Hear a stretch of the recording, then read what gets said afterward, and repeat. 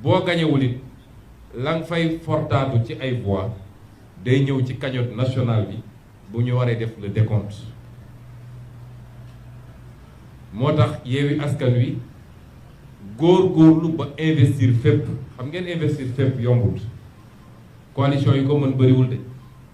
liggéey bu rëy a rëy la ci ay fani fan wala ay weeri weer ay guddi yoo xam ne nelawuñu loolu di liggéey bu ndaw parce que dañu xamoon lan mooy enjeu bi ne waruñoo xeeb benn voix te lii ñuy doxal nii commune boo newul rek 0 voix nga fa am kon fu toll ni Mbour nga xam ne ci électorat yu gën a mag la fii ci Sénégal ñu ne la Mbour googu 0 voix lañ la fa bëgg a defal loolu Yewwi Askan Wi mënu koo nangu xalaatuñu ko nangu kon lii ñu bëgg a teg duñ ko nangu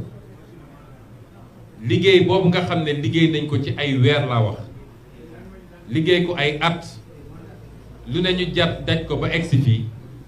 duñu nangu ñëw ba tey benn préfet wala benn sous-préfet toog fële ne moom ci loo xam ne teguwul ci fenn mooy xëy rek far loolu est-ce que sous-préfet yi xam nañu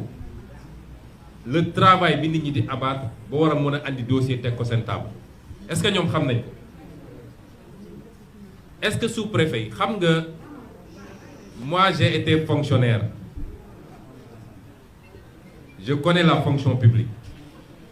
mais bokk na ci li ñu war a xoolaat ci formation fonctionnaire bi mooy ñu génne ko ci cadre bureau bu muy tëju mu xam li mu war a gérer li mu war a régir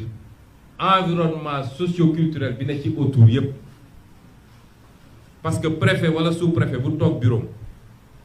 xamoo fu nit ñi jaar ba egsi xamoo lu ñu daj nga ñëw ñu jox la ay ndigal ngeen jéggal ma mais ñu mel ni ay dëmm yu jëfoo di toog rek di góolu liste Yewwi Askan Wi di xool lan moo ci manqué ban signature moo ci manqué ban xam nga suñu bëggoon rafetal mbir mi sax dinañ ñu ne am na ñaari liste wala ñetti liste Benno Bokk Yaakaar yu ñu rejeté benn sous-préfet mënu ma ne sur l'étendue du territoire liste Benno Bokk Yaakaar yëpp matoon nañu bi ñuy ñëw sànq wax naa ko sous-préfet Guédiawaye nee naa ko on va te poursuivre personnellement parce que amul droit rejeté te jaarul sax ci commission te lim bañal liste Yewwi Askan Wi mu ngi koy nangul yeneen liste yi parce que liste yëpp a ñëwoon ak dossier yu manqué as tuut mu nangul leen ñoom ñëpp ñu andi seen liste daal di bloqué bi Yewwi Askan Wi te ñu ngi ci délai yi loolu forfaiture la moo tax ñoom dañ leen di poursuivre pénalement et à titre individuel Sénégal nag li fi nar a andi fitna mi ngi jóge ci ñaar ba ñetti catégorie chaque jour ma wax ko administration territoriale néew ñu ñëpp de suba nga gis leen ñu génn waaw song na administration waaye préfet sous-préfet nga xam ne c'est des ñu ci bëri c'est des démembrements de l'APR su élection jotee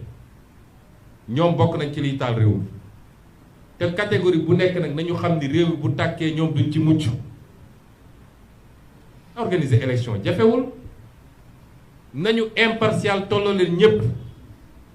élection yi jaar yoon mais gérer vos petites carrières personnelles nomination pour quelques milliers de francs de plus promotion boo gis quelques milliers de francs de plus la nga war a sànq réew mi ngir loolu dafa war a jeex Sénégal duñ ko nangu. ñaareel catégorie bi mooy les forces de défense et de sécurité wala ñi leen di commander bokk nañ ci ñi a yàq réew mi te ñoom ñoo waroon a garantir sécurité ak stabilité réew mi gis ngeen li xew barki démb Ziguinchor ba ñu njëkkee attaqué bougé wuñu parce que dañ ñoo bett deuxième round bi mu amee ñu duma leen ba ñoom ñëpp a ngi hôpital waxuma la police waxuma la gendarmerie waaye armée la ñu andi armée yéen ñëpp gis ngeen vidéo benn homme politique di jox ordre les forces de défense et de sécurité loolu gàcce la ci force de défense et sécurité yi ils sont des complices wala ñi leen di commandé ci liy xew parce que lu am yéeg nañ ko xam nañ ko suñu yaakaaree nag ni waa Benno Bokk Yaakaar dinañ jël le dessus ci l'opposition du ñu bouger fa ñu toog la ñuy toog joxe ay ordre ne gars yi bu leen bouger waaye bu duma bi méttee ci beneen côté bi rek nga gis léegi armée sax la ñuy génne armée nationale pour protéger waa Benno Bokk Yaakaar loolu du yoon na jeex ci réew mi kenn ëppalul kenn fii ci réew mi Macky Sall lan la as nit dong la mandat lañ ko jox mandat bi jeexee mu dem li mu bëggoon nag créer une terreur généralisée ba kenn du ñeme loolu wëlbatiku ci moom ba tey c'est lui qui l'a terrorisé ndax yow soo demee ba sa titre foncier yaa ko woowee noonu yaakaaroo lu dul ci ay jënd ay nit pour saboter ay liste parce que bëggoo compétition am fa kooku il est terrorisé looloo fi am ñetteel catégorie bi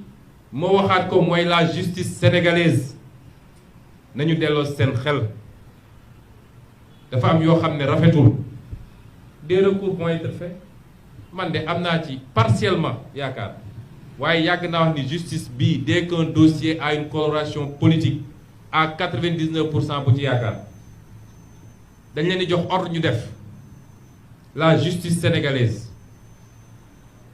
ma leen di wax nag cette justice là Barthélémy Diaz sera le candidat de Yewwi Askan Wi bu soobee yàlla kenn mënu koo tere nekk candidat et nous gagnerons Dakar incha allah kenn mënu koo tere gannaaw yàlla lii ñuy def nii dafa ñaaw ci Sénégal 10 ans nga yor dossier di lambar lambari 10 ans 10 ans nga yor ko dossier di lambar lambari ba nit déposé le lendemain nga naan da nga koy convoquer moi si j'étais Barthélémy du ma uyu yàgg naa leen ko wax nee naa leen man nee nañu am nañ dossier bind naa def naa lu ne nommé leen un juge defuñu ko bu ma demee ba déposé sama candidature suñ ma wooyu du ma wuyu ci demuma respect des institutions day fekk institutions yi respectable mais ay justice boo xam ne amuñu benn personnalité topp Macky Sall mi rek fu mu leen joxoon ñu dem loolu dafa war a jeex réew mi te kenn du ko nangu lu mu leen jaral dinañu ko jaral je le répète ku mu neex nag nga toog fa leen ne Sonko nitu fitna la j'assume waaye man duma koo xam ne dañ may ñëw noggatu toog duma ma dóor ma tëj ma naan incha allah macha allah defuma ko soo ma ëppee doole rey ma soo ma ëppee doole rey ma waaye je me défendrai te loolu rek moo fi des ak Macky Sall bu dee nag Barthélémy day wuy ji maa ngi wax toute la jeunesse sénégalaise lundi à la première heure ñëpp nañu daje gunge ko ba tribunal bu fa kenn xaj parce que il est le candidat de Yewwi Askan Wi il est inchallah le futur maire de Dakar te dañu nangul lenn lu ko gàllankoor kon sama wax du gudd j'appelle toute la jeunesse sénégalaise tous les Sénégalais épris de justice ñu jóg def face à ces forfaitures là élection dañu war a bàyyi ñi war a compétir le peuple tànn fenn foo xañ ci loo xam ne tegul ci yoon nga xañe fa ab liste élection foofu amu fa dangaa créer les conditions d'une victoire sans adversité te nag fu mu ko def dinañ jël tout suñuy matuwaay yépp pour foofu élection bu mu fa am lépp dinañ ko assumer te man maa ko wax fii donc na ñépp jël seen responsabilité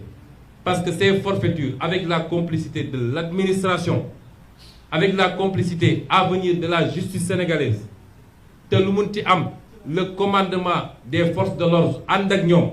di leen défendre di exposer leurs adversaires politiques loolu lenn moo ko mën a faj mooy que le peuple soit debout j'appelle le peuple à être debout pour qu'on mette fin à ces forfaitures. Je vous remercie.